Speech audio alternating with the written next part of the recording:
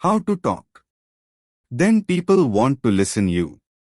I divide in 3 major parts. When you proper follow, then you became what you want. 1. Listen. This may seem counterintuitive, but by far the most effective way to get people's attention is to give them yours. When you truly listen to someone, when you offer them your undivided focus, summarize their main points to make sure you are tracking, ask curiosity-based questions to find out more, you are demonstrating openness and respect in a powerful way. Most people automatically want to hear what someone who seems interested in them might have to say. Promoted. Whenever you feel like someone isn't listening to you, try really listening to him or her first, and then see what happens.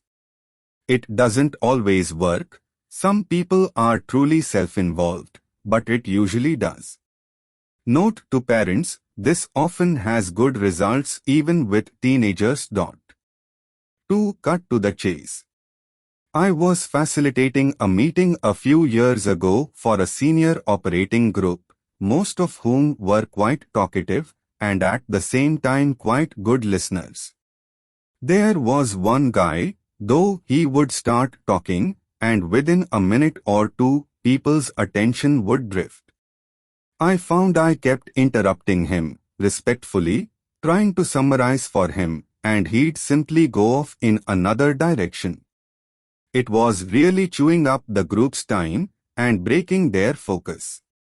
I pulled him aside at a break and told him I thought he had important points to make, but that people were having a hard time listening to him. That always happens to me, he exclaimed. People don't understand me, so I try to explain more. Try to explain less, I advised. He looked puzzled. When you say something complex and people aren't getting it, it's not going to help, generally, to say additional complex stuff. Before you start talking, take a minute to think about how to communicate the essence of your message in a simple way.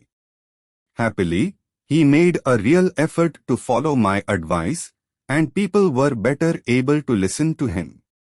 I read a really great article today by Curry Anderson in the Harvard Business Review blog, talking about just this situation. If you have a problem communicating in a simple, compelling way, I strongly suggest you read it. 3. Read the room.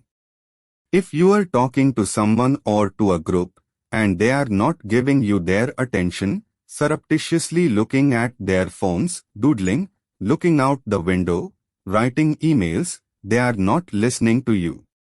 As above, you talking more is probably not going to help.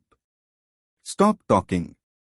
Ask a question, find out what they are interested in hearing.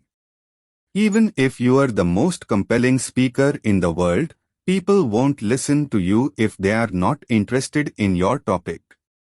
The depth of your passion for taxidermy is not going to engage your vegan friends. I don't care how articulate you are. To boil it down, if you want people to listen to you, first listen to them. And when you do talk, focus on topics they find interesting, and paint a vivid picture, use clear, compelling words and images. Simple advice, but simple doesn't mean easy. I'd love to hear experiences you have had in trying to get people, especially at work, to listen to you. What's worked for you and what hasn't?